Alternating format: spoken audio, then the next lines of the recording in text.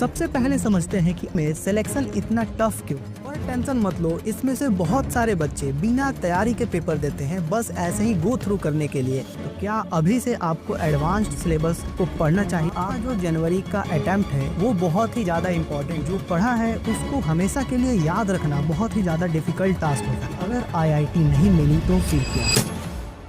10th के exam खत्म हो चुके हैं या फिर होने वाले हैं, और 10th पास आउट बच्चों के लिए सबसे बड़ा क्वेश्चन ये होता है कि वो IIT जाए या फिर एम्स जाएं। वो ये कर सकते हैं, अगर वो मैथ बैकग्राउंड से आ सकते हैं तो वो IIT के लिए जा सकते हैं। अगर वो मेडिकल में जाना चाहते हैं तो वो बायो तो जरूर लिए होंगे। जेई और नीट इंडिया के सबसे टफ एग्जाम्स में माने जाते हैं, जिसमें हर एक साल 10 से 15 लाख बच्चे अपीयर करते हैं, पर सिर्फ कुछ 1% या फिर 2% ही सेलेक्ट हो पाते हैं।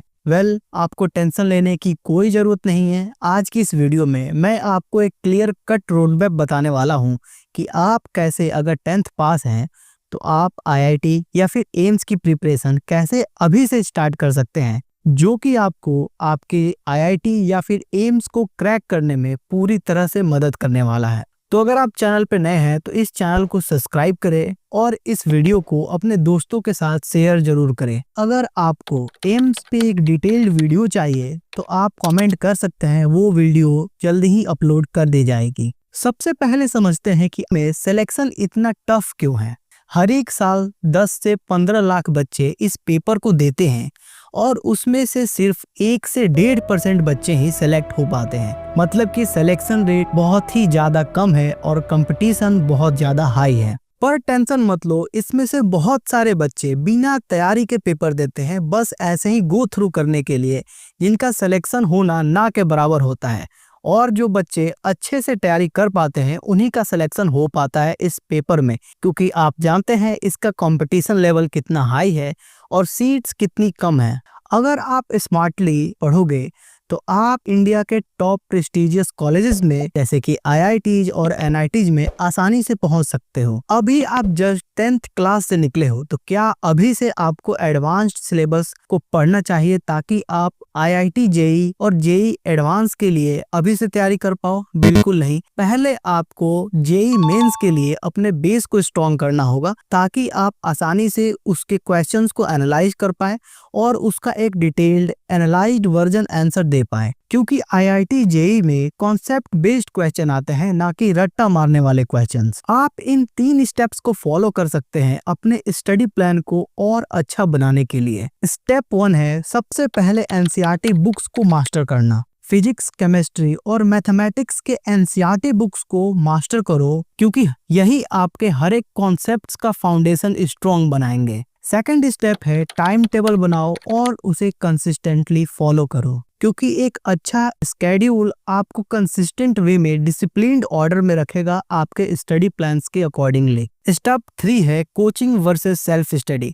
अगर आप किसी प्रेस्टिजियस कोचिंग इंस्टीट्यूट से तैयारी कर रहे हैं तो बस आप उस पर डिपेंडेंट नहीं रह सकते, आपको अलग से अपने ओर से सेल्फ स्टडी करने होंगे, रिविजन्स टाइम टू टाइम करने होंगे ताकि आप कॉन्सेप्ट्स को भूलो नहीं और उसे अच्छे से मेमोराइज कर पाओ। जेईई में 2 स्टेज पे एग्जाम्स होते हैं, पहला होता है मेंस और सेकंड होता है एडवांस। सबसे पहले आपको मेंस के लिए तैयारी करनी होगी, क्योंकि एडवांस का पेपर होने में बहुत ज्यादा गैप होता है, जो कि सफिशिएंट होता है आपके एडवांस लेवल के तैयारी को करने के लिए। जब आपका बेस पहले से स्ट्रांग हो तो आपको उतनी मेहनत नहीं करनी होगी एडवांस के लिए। अगर आप अभी से एडवांस के चक्कर में पड़ गए तो ये तो गारंटीड है कि आपका एडवांस और मेंस दोनों ही सैबोटाइज्ड हो जाएगा। एक बात गौर करने वाली है कि आपका जो जनवरी का अटेम्प्ट है वो बहुत ही ज्यादा इम्पोर्टेंट है।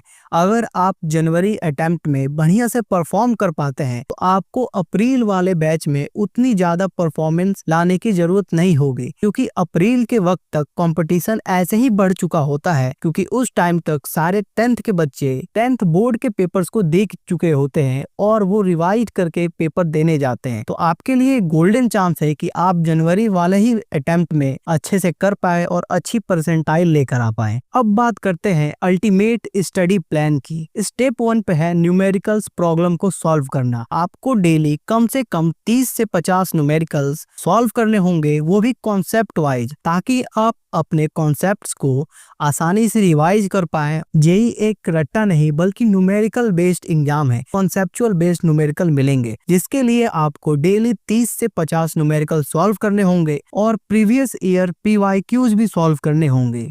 स्टेप 2 है स्मार्ट नोट्स बनाना। हर एक फॉर्मूलाज और हर एक कॉन्सेप्ट्स पे एक शॉर्ट नोट्स बनाओ, ताकि उससे आपकी हेल्प हो पाए किसी भी पॉइंट या फिर किसी भी चैप्टर को रिवाइज करने में, और उसके जरिए आप किसी भी पॉइंट को बहुत ही जल्दी रिवाइज कर पाएंगे। जो पढ़ा है उसको हमेशा के लिए याद रखना बहुत ही ज्यादा डिफिकल्ट टास्क होता है, लेकिन वहीं पर आप हर एक कॉन्सेप्ट को डेली रिवाइज करते हैं तो ये काम बहुत ही ज्यादा आसान हो जाता है और आप कॉन्सेप्ट्स को बहुत लंबे समय तक याद करके रख पाते हैं। तो revision is the most necessary part in any exam preparation. अब बात करते हैं कुछ गलतियों की जो कि हर एक स्टूडेंट कभी ना कभी अपने एग्जाम प्रिपरेशन टाइम में करता ही है। नंबर 1 पे है सिर्फ एक सब्जेक्ट पे फोकस करना। अगर एग्जाम्पल के लिए ले तो अगर कोई स्टूडेंट बस मैथ में एक्सीलेंट है और वो सिर्फ मैथ के ही प्रॉब्लम्स को सॉल्व करता है, तो ये उसके लिए बहुत बड़ी गलती हो सकती है, क्योंकि वो दूसरे सब्जेक्ट्स पे उतना फोकस नहीं कर रहा है।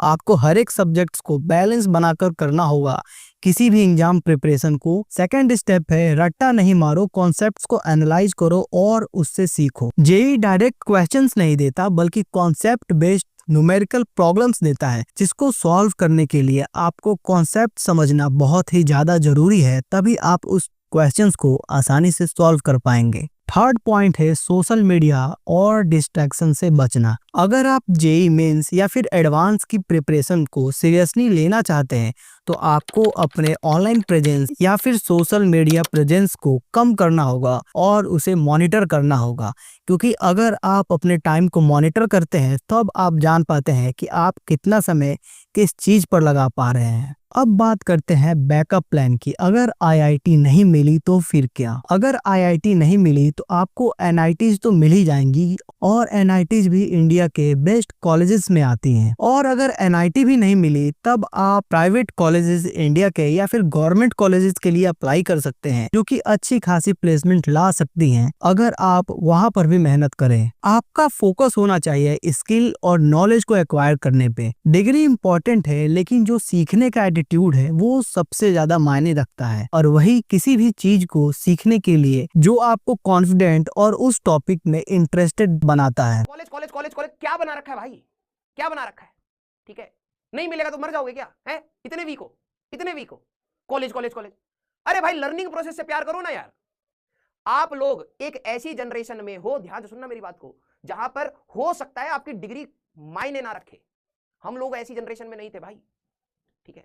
आप अभी भी नहीं समझ रहे, आपकी डिग्री की वैल्यू है, लेकिन जरूरी नहीं है कि वही सब कुछ डिसाइड करेगा। आप उस जनरेशन में आपके पास इतनी अपॉर्चुनिटीज हैं, लेकिन जिसने लर्निंग एटीट्यूड खत्म कर लिया वो कभी आगे नहीं बढ़ पाएगा।